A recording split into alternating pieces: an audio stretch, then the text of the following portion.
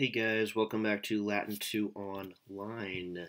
Hope those lectiones went well. We're going to check them right now. If you haven't entered them into the form for today, then you should pause this video and complete them now before watching the video. Also, make sure you're actually writing these translations out on paper. Just because they're on the Google form initially doesn't mean you have to keep them on like a Microsoft Word document or something. If that works for you, I know there's like one or two of you who do that normally, like type up your translations. That's fine if that works for you, but I think most of us are more attuned to learning from stuff we're actually writing out. And that way you can actually check along with the video instead of like watching the video while also scrolling up and down the entries on the form, or that just sounds like complicated to me. All right, for Friday, make sure that you know these vocabulary words. I will pick 10 of them. Let's see. There's none of that hard. They give you causa and causa almost like they're trying to mix you up since they're similar. I don't think we've seen Fenestra. We've seen Finis once. Gains you're going to get mixed up with Gainus, like type or kind. This is a kind of people specifically. We saw Mundus in the Golden Age. Novice we saw in the Golden Age. Salus, health or safety. We're seeing that a little bit with an ablative causa. Weakness like vicinity for neighbor. That's not too bad. Vulgus, common to people as in vulgar. And then aspera. Aspera is an adjective that is pretty redundant with acer and aceribus. And then we have some adverbs and conjugations and some verbs. If anything, I think the verbs could trip you up, so I will pick some verbs. All right, make sure you understand these present and future passive endings for third and fourth conjugation verbs. They're really not too bad. I bolded the ones that I want you to not get mixed up, and that is mostly second person for third and third IO, where it's ERIS, which is very close to long ERIS if you look down at the future second person singular. Present on the top, future on the bottom, right?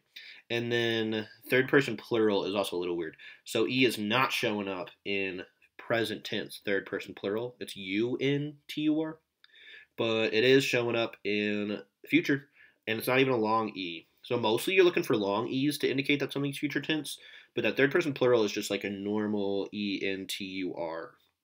Yep, not too bad. I mean, that's about it. And I'm never going to show you guys the imperfect endings because they're normal. They're the same as first and second conjugation. So bar, baris, bator, bomor, bomini, and bontor.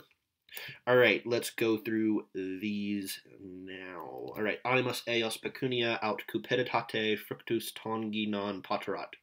This one isn't too bad. Apparently, we just have genitives and ablatives, which are, I'm finding now that I'm doing the color coding, the most common cases, those two.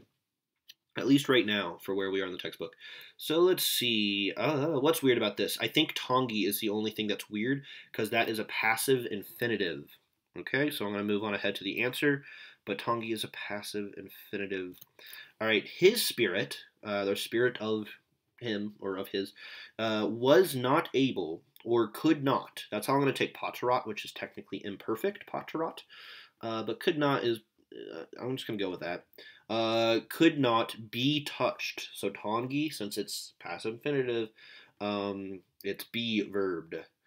Could not be verbed. Okay, let me add that right now. Yep, be on the lookout for those passive infinitives. I don't think they give you guys too much trouble, but you could, like we've talked about before, you could get them mixed up with the first person singular perfect tense. Okay, so could not be touched. Touched by what? By money, pecunia, it's ablative of means, or desire, also ablative of means, of profit. I'm going to translate fructus figuratively as profit or like benefit, as opposed to the literal fruit, because desire fruit I think would sound funny. It would sound like we're describing Toucan Sam or something, or the opposite of Toucan Sam, I guess. But anyway, yeah. So I'll translate it this way then. But pecunia and cupiditate are both just ablative of means.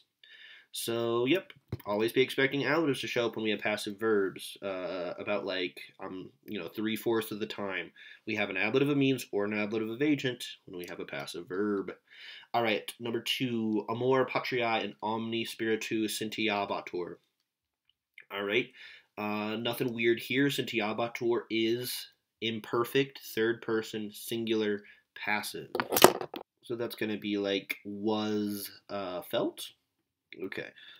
So we end up with something like love of the fatherland was felt in every spirit. How else could we take this? Was, because sentio can be, what else can that be? To feel, to, I almost want to say to think, but that wouldn't even work here. So yeah, I think felt is the way to go here. Was felt in every spirit. I'm taking spirit literally. It could be on every breath, as in the way people are speaking is supportive of the fatherland. But I mean, this is fine. And omni spiritu is ablative of place where, though it is a figurative place where. Yeah, it's not ablative of means. All right, these are pretty straightforward lectiones. I think they're giving us a break. Okay, I did describe this chapter as a breather chapter before we get fifth declension next week. That doesn't seem like it's going to be that hard either, but we'll see. These are painfully straightforward sentences in this set for whatever reason, but it is a chance to get really comfortable with passive voice and really comfortable with the ablatives that we have. All right, sapientia et veritas certa in hominibus stultis non invenientur. All right, so we have an ablative here in the middle, and that's about it. Invenientur is passive. Is it present or is it future? Let's look at our little chart here. I made the one that this pertains to really big, okay? Invenio and venire is fourth conjugation, so that's the middle chart. Just to be clear, that the third column, the one to the far right, that's just for third IO verbs, which are essentially the same as third, but the I shows up in some endings where it wouldn't if it wasn't a third IO. Hope you guys remember what that means. IO, just as in an IO shows up in the first person singular, and an I kind of hangs out. But it's pretty much the same as fourth conjugation. It's like it's a halfway point between third and fourth conjugation. But yeah, you see that really big audientor down there at the bottom? That's telling us that invenientur is future. Okay, if it was IUNTUR, that'd be third plural. Present. Okay, if you look at the audientor that is normal sized in the middle of the screen right now, that versus audientor at the bottom. Okay, it tells us that this verb right here is future.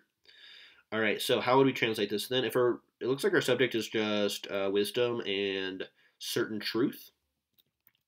So wisdom and certain truth will, okay, future, not be found, be verbed, will not be verbed, non-invenientur. That is how you take a third, plural, passive, future tense verb. In foolish men. Yep, super straightforward, right? But we need to know like the precise tense, person, number, voice of invenientur. If I picked this sentence for the quiz on Friday, I would underline it and ask for the voice, and just pray that most of you guys know that it's passive. If I'm asking about the voice, it's probably passive. Some people still just don't know what that even means, grammatically what voice means, but it's the difference between active and passive verbs, right? All right, we only have two voices. There's three moods, two voices. Okay, vertus etiam multa pecunia non peratur. All right, this one's not too bad. We have a ablative. Go figure. All right, so what would this be? It's really straightforward. So even virtue or courage is not verbed, is not prepared by a lot of money.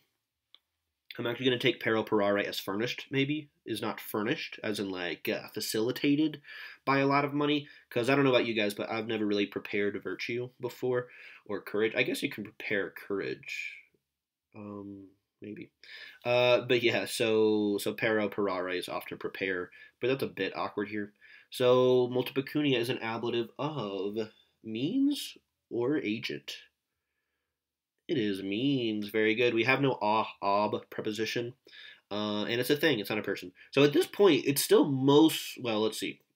It is ablative of separation, ablative of means, ablative of agent, and sometimes ablative of place from which. So like half of our ablatives do not have prepositions.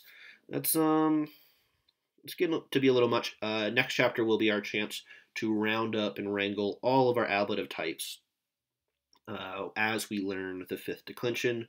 So it'll be a good chapter all around. All right, the longest sentence in the set Let's see if it's actually difficult at all. Spiritus auctoris qui haec carmina scripsit a deis diabisque immortalibus saepe tangebatur. Okay, this does have one ingredient that we've been missing that definitely tends to make sentences more difficult. It actually has a relative clause.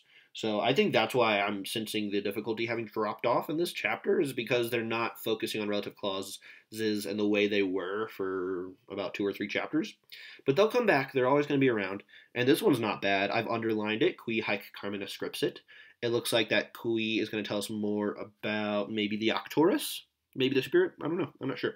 And then, yeah, so it is interrupting the rest of the sentence. So, yeah, that definitely counts as being a little more complicated than the first 4 of these.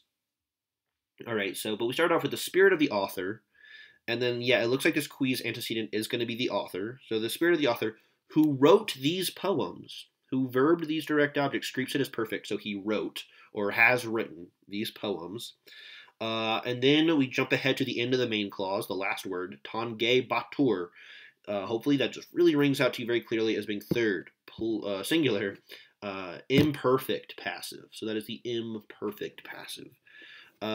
So was often touched. The spirit was often touched by the immortal gods and goddesses. This kind of relates to the fact that at least epic poets would directly address the gods and goddesses and muses to get help with inspiration, and that is called an invocation. All right, so let's see. Yep, I set off the relative clause in my translation in commas, but that's actually kind of weird looking. I wouldn't normally do that, but just so you guys can see that, who wrote these poems, right? That's just a super straightforward but good example of what a relative clause often is doing, which it just kind of expands on something. It's telling us more about the specific author. You'd also say the breath of the author. Well, maybe, because that would be like figurative speech for talking about the way that they write. Or speak or recite their poems. All right, deis diabisque was ablative of agent, as you can see. So he was touched by the gods and goddesses, figuratively. And yeah, again, tangebatur is imperfect passive. All right, I hope these went pretty well. I will look over them. I hope you guys definitely entered them before watching this video, or else you just wasted your time. Make sure you know these endings pretty well. Again, it's not too hard. It's just a couple places where you could potentially mix up present and future, and that's about it. Look over these vocab words. If you want to spend some time making some flashcards, that'd be a great idea. And then before Friday, make sure you're super comfortable with all these words. Now that I'm color coding things, I don't have my key in that slide for some reason, but it's somewhere back here. Maybe not. There's even more reason for you to know every case of every noun and every tense and person of every verb. Yeah, let me add that in. So yeah, make sure they're somewhere in your notes and not just they don't just exist on Google Forms and stuff like that. All right, guys, I'll talk to you on Friday. Feel free to set up a Zoom session anytime, especially on Tuesdays and Thursdays, obviously.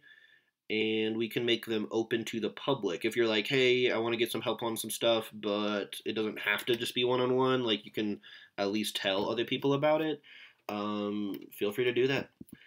And yeah. All right, guys. Good luck, and I'll talk to you on Friday.